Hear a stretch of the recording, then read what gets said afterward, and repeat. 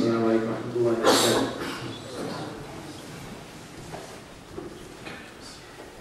الله أكبر الله أكبر الله أكبر الله أكبر.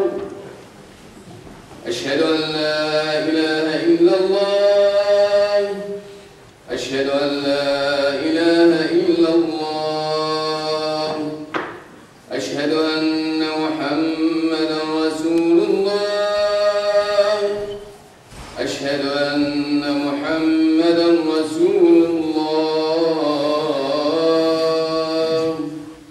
حي على الصلاة حي على الصلاة حي على الفلاح حي على الفلاح. الله أكبر الله أكبر لا إله إلا الله.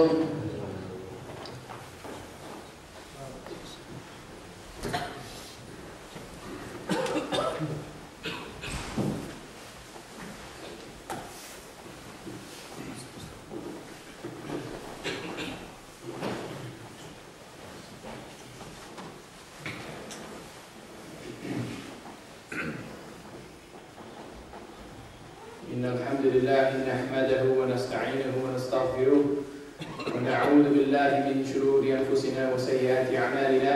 من يهد الله فلا مضل له ومن يضلل فلا هادي له وأشهد أن لا إله إلا الله وحده لا شريك له وأشهد أن محمدا عبده ورسوله صلى الله عليه وسلم.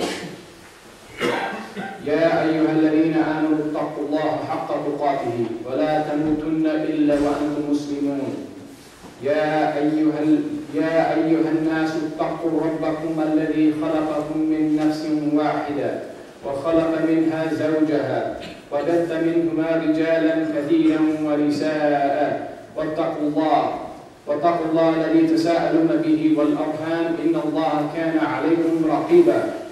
يا أيها الذين آمنوا اتقوا الله وقولوا قولا سديدا يصلح لكم أعمالكم ويغفر لكم ذنوبكم ومن يطع الله ورسوله فقد فاز فوزا عظيما. إن أصدق الحديث كتاب الله وخير الهدي هدي محمد صلى الله عليه وسلم وشر الأمور محدثاتها وكل بدعة ضلالة وكل ضلالة في النار. أما بعد. Inshallah, today I want to talk about adab, or manners, pertaining to greeting people with peace, or salam. Allah subhanahu wa ta'ala says in the Qur'an, بعد أعوذ بالله من الشيطان الرجيم بسم الله الرحمن الرحيم فإذا دخلتم بيوتا فسلموا على أنفسكم تحية من عند الله مباركة طيبة, which means, but when you enter the houses, greet one another with a greeting from Allah, blessed and good. That's the Quran chapter 24, Surah Nur, verse 61. In addition, the Prophet Muhammad sallallahu alayhi wa sallam said, quote, Allah created Adam, whose length was 60 arm spans, and then Allah said, go and give greetings of peace to those angels, and listen to what they greet you with. It is your greeting and the greeting of your progeny, meaning your offspring. Then Adam said to the angels, peace be upon you, assalamu alaikum. And they said, peace and the mercy of Allah be upon you. So they added, wa rahmatullahi. And this is in Sahih Bukhari and Sahih Muslim. Also the Prophet Muhammad sallallahu alaihi wasallam said, you will not enter the Jannah until you believe, and you will not believe until you love one another. Shall I not guide you to something which, if you do it, will make you love one another? Spread greetings of peace amongst yourselves. Sahih Muslim Hadith. So brothers and sisters in Islam, we can see from the Quran and the Sunnah that we are supposed to greet each other with salam, peace. Now, regarding initiating and returning the greeting of peace, it is a sunnah to initiate the greeting of peace, and it is wajib to return the greeting. There are many ahadith which indicate that initiating the greetings of peace is sunnah. From them is the narration of the Prophet ﷺ, who said, quote, "The rights of a Muslim upon another Muslim are 6. And then he listed the 6, and one of them he said was, if you meet a Muslim, then extend to him the greetings of peace, salam. End quote. And as I said, it is compulsory or wajib to return the greeting of peace. This ruling is established from the saying of Allah subhanahu wa ta'ala, who said, بعد أعوذ بالله من الشيطان الرجيم بسم الله الرحمن الرحيم وإذا حييتم بتحيات فحيوا بأحسن منها أو ردوها إن الله كان على كل شيء حسيبا. Which means, when you are greeted with the greeting, greet in return with what is better than it, or at least return it equally. Certainly Allah is ever a careful account taker of all things. This is in Surah An-Nisa, chapter 4, verse 86. Ibn Hazm, Ibn Abdul Bar, and Ash-Shaykh Taqiyuddin have all said that there is a consensus among the scholars that it is compulsory or wajib to return the greeting of salam, peace. So now we have a question. If the greeting of peace is extended to a jama'ah, or a group of people, is it wajib for each individual present in the group to respond? Or is it sufficient for only one of them to respond? The answer is, if a group of people are greeted, it is better and preferable for all of them to respond to the greeting and return the greeting. However, if one of them returns the greeting of peace, it is not wajib upon the remaining members of the group to respond to the greeting. There is no sin upon the rest of the group if they did not respond to that greeting. Ali ibn Abi Talib radiallahu anhu said, quote, when a group passes by, it is sufficient for one of them to give greetings of peace. And as for those who are sitting, it is sufficient for them to respond. This hadith is in Abu Dawood, and Shaykh al-Albani rahimahullah said this is sahih. Now, what about the manner of extending the greeting of peace? The best methods of extending the greetings of salam are listed in the following rank. Number 1, Assalamu alaikum wa rahmatullahi wa barakatuh. May the peace, mercy, and blessings of Allah be upon you. Number 2, Assalamu alaikum wa rahmatullah. May the peace and mercy of Allah be upon you. Number 3, Assalamu alaikum. Peace be upon you. This order is proven in the narration of Abu Hurairah radiallahu anhu, in which a man passed by the Prophet sallallahu alaihi wasallam who was seated in a gathering and said, Assalamu alaikum. The Prophet said, 10 good deeds written for him. Another man passed by and said, Assalamu alaikum wa rahmatullah. And the Prophet said, 20 good deeds for him. Then another man passed by and said, Assalamu alaikum wa rahmatullahi wa barakatuh. And the Prophet said, 30 good deeds for him. This hadith is related by At-Tirmidhi, Al-Bukhari, Al-Darimi, and Ahmad. And Shaykh al-Albani said the hadith is sahih. So when responding to these greetings, we must return either a greeting that is better than it or equal to it, as we saw in chapter 4, Surah An-Nisa, verse 86. Another question to ask. If we are greeted with the complete salam, meaning Assalamu alaikum wa rahmatullahi wa barakatuh, can we add the words وَمَغْفِرَتُهُ وَإِحْسَانُهُ, meaning and his forgiveness and generosity, as to respond to the greeting with a better greeting? The answer is, one should not add anything to the greeting after peace, meaning after the word وَبَرَكَاتُهُ.